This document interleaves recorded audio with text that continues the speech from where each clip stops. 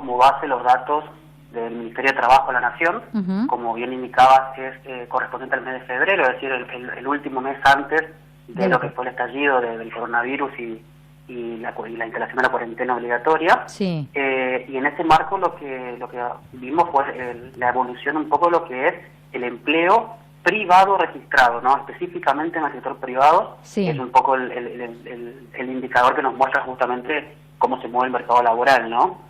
En ese punto destacamos que en febrero, de las 24 jurisdicciones de todo el país, es decir, las 23 provincias y la ciudad de Buenos Aires, el empleo privado registrado cayó en 22 de las 24 jurisdicciones, cosa que es algo que se dio sostenidamente en los últimos meses, considerando además de que arrastramos prácticamente 2 años, casi 3 años de pérdida de puestos de trabajo en el sector privado, y ahora se va agravando de alguna manera.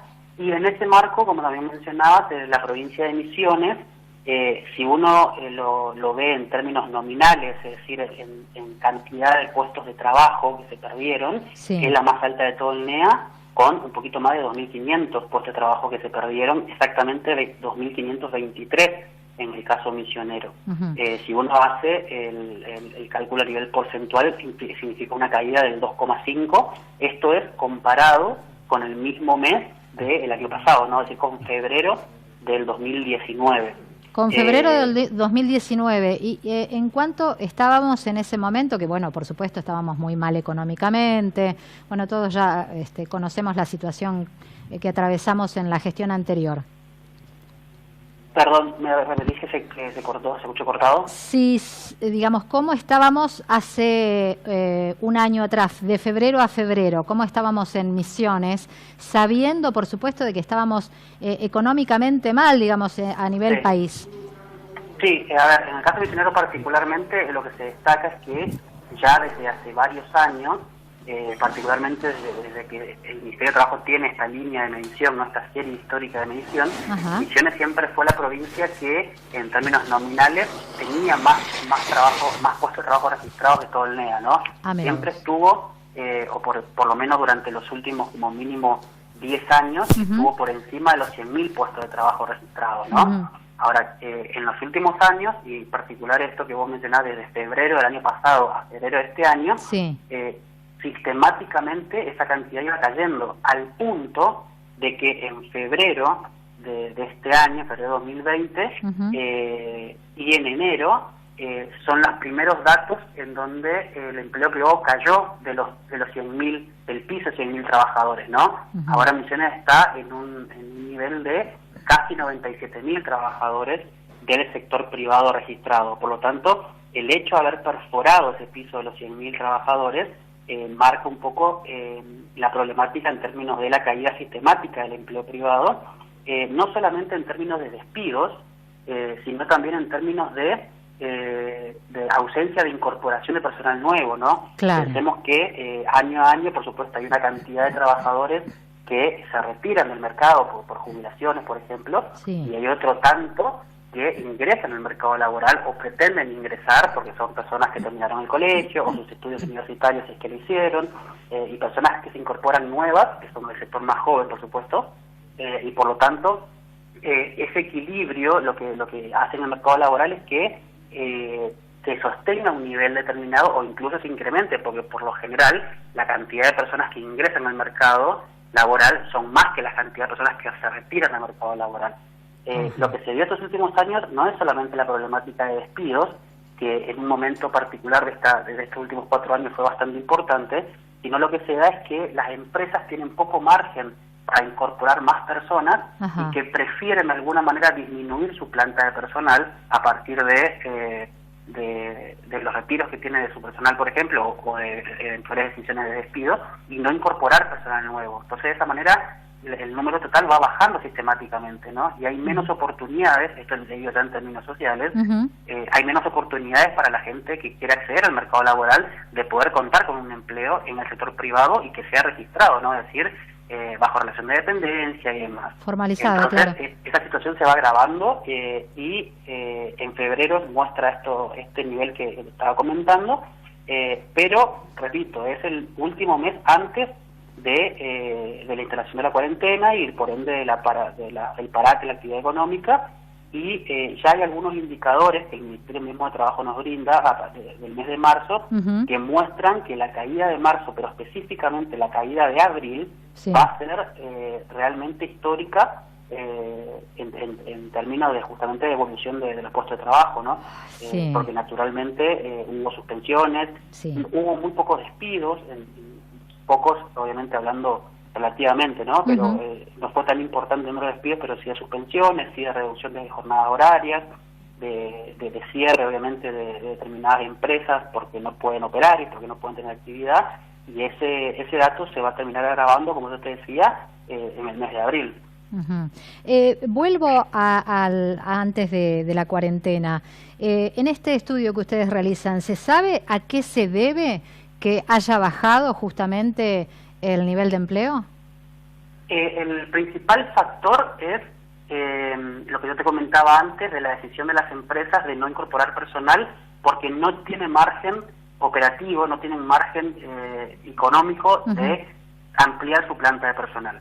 Ese es el principal de los motivos. Incluso el Ministerio de Trabajo en su reporte especifica, ¿no?, que no es tan importante la tasa de despido de este tiempo, particularmente llegado al mes de febrero, no fue tan importante como sí lo fue la decisión de empresas de sostener una nómina de personal y no ampliarla bajo ningún concepto, porque el costo laboral de un empleado nuevo, como todos sabemos que es uno de los problemas de la Argentina, en términos de impositivos y tributarios, es alto hoy para las empresas que no tienen un margen de rentabilidad fuerte y que vienen trabajando, por decirlo de alguna manera, con lo justo en los últimos años por el agravante de determinadas variables, ¿no? Por el crecimiento de la inflación, el crecimiento de los costos, etcétera, ¿no? Claro. Ese es el principal motivo cuando uno hace el análisis a nivel global de esta situación. Ahora, según su experiencia y sus conocimientos sobre el tema, se dio que, obviamente esto se dio en otros años, no es la primera vez que sucede,